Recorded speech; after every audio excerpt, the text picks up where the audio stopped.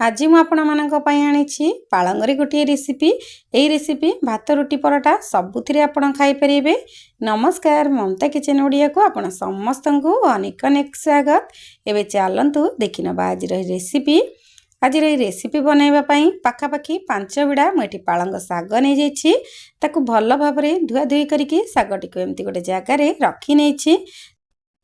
तो एबे कौन करबा ना साग को एबे छोट छोट करके एमती काटी नबा। आपनको जेमती सुविधा होची आपण सेमिति काटी परिबे, पनिकरी काटी परिबे, नाही तो नाइफ सहायरे एमती काटी परिबे। साग को एमती गोटे जगह रे काटिकी रखी नेबे। तापर कौन करबे ना साग काटी सारला परे आपण एटी गोटे कड़ाई बसई नेबे। मु आरपट साइड रे गैस ऑन करी कड़ाई बसई नेछि एवं साग को काटिकी गोटे साइड रे एमती रखी नेछि। आपण जदि मो चैनल रे नुआ अछंती तबे लाइक शेयर सब्सक्राइब करिवे। जदि इंस्टा रे देखुछंती तबे फॉलो तो निश्चिंत करिवे। तो एबे कड़ाई गरम ही आसलानी। तो एबे कौन करबा ना कड़ाई रे मु एटी किछि एबे तेल दे देउछि। एबे तेल गरम ही आसले कौन करबा ना जेतु मु एटी बिना पियाज रसुन रे बनाउछि सेति पई एटी 2 चम्मच मु रिफाइन ऑयल दे देछि। तेल हमर गरम ही आसलानी। सेठी एबे कौन करबा ना किछि जीरा दे दबा। जीरा जते बेले फुटी आसीबो तो एठी किछि अदा को मु ग्रेट करके रखि नेथिली। एबे से अदा को दे दबा। तापरे गोटे कंचा लंका को छोट छोट करके काटी के रखि नेथिली। प्रथमे से सब को देकी एमती टिके एपट सेपट करि नबा। तो तापर कौन करबा ना एठी कटा हे रहतबा टमाटो को दे दबा। मु एठी गोटे बड़ा साइज रा टमाटो को एमती काटी के रखि नेथिली। एबे से टमाटो को देकी एथिरे भाजी नबा। टमाटो को मध्य सेमती टिके एपट सेपट करि नेबे। पाखापाखि 2 ରୁ 3 मिनिट एमती टिके एपट सेपट कला परे तापर कौन करबा ना एठी अल्प किछि हळदी, किछि लंका गुंड एवं स्वाद अनुसार लूण दे दबा।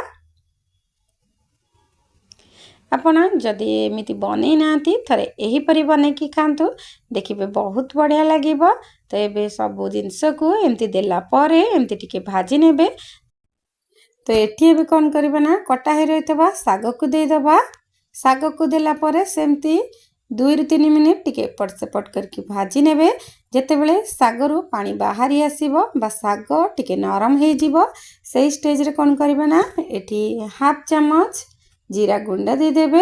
जीरा गुंड को देकी टिके एपट सेपट करि नेबे। तापर कौन करबा ना मु एठी गोटे मीडियम साइज रो आलू को सिझे की रखि नेथिली। तापर से सिझा आलू को दे देबे। सिझा आलू को एठी केमती देबे ना हाथ रे टिके दरदरा करके एमती चकटी नेबे एवं से सिझा आलू को ए सागरे दे देबे। आपण चाहिले एठी कंचा आलूर व्यवहार करि परिबे, किंतु कंचा आलूर टेस्ट अलग रहइबो एवं सिझा आलू देले एई रेसिपीटर टेस्ट टिके अलग रहइबो एवं बहुत शीघ्र बनि जिवो, बहुत समय नब नाही सिझिबा पई।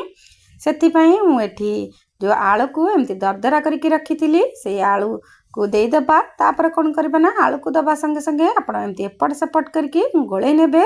गैस र फ्लेम को सेमती हाई रे ही रखिथिबे। बास आमर एठी आलू तो सिझिबा को बेसी समय नब नाही। बास खाली साग भाजी हो गले आपणकर एही रेसिपीटी प्रस्तुत हो जिवो। पालंग साग तो बेसी समय सिझिबा पई लागि न थाए, सेति पई आपण एही रेसिपीटी को संगे संगे बनै की खाई परिबे। देखंतु आ भितरे हमर सागटी हेई आसलानी। आपण सागरे बेसी पानी रखिबे नाही, एमती ही सुखा सुखा बनेबे बा एठी किछि पानी दबा दरकार नाही। एबे जेहेतु हेई आसलानी एबे लास्ट रे कोन करबे ना हाफ चम्मच गरम मसला गुंड देकी एमती गोळे नेबे। आपणकर एमती गोटे बिना पियाज रसुन रे पालंग रेसिपी एबे प्रस्तुत हो जाइछि। आपण ओषा व्रत रे एही परि बनै की खाई परिबे। तो आज रही पालंग साग रेसिपीटी तो प्रस्तुत हो जाइछि। मु एबे गैस ऑफ करि नेछि। आपण एमिति गोटे बिना पियाज रसुन रे बा कम तेल मसला रे आपण एमिति बनै की खाई परिबे। देखिबा पई जेमिति देखा जाउछि खाइबा पई मध्य सेतिकी सुआदिया। आपण भात रुटी परोटा सबुथिरे खाई परिबे। तो आज रही रेसिपी आपनको केमती लागिला? जदि मोर ई रेसिपी आपनको भल लागिछि तेबे ममता किचेन को लाइक शेयर सब्सक्राइब निश्चिंत करिवे। मु आउ गोटे रेसिपी नहीं कि आपण मानक पाखक आसीबी। से पर्यंत रहिली आज पई एतिकी। नमस्कार।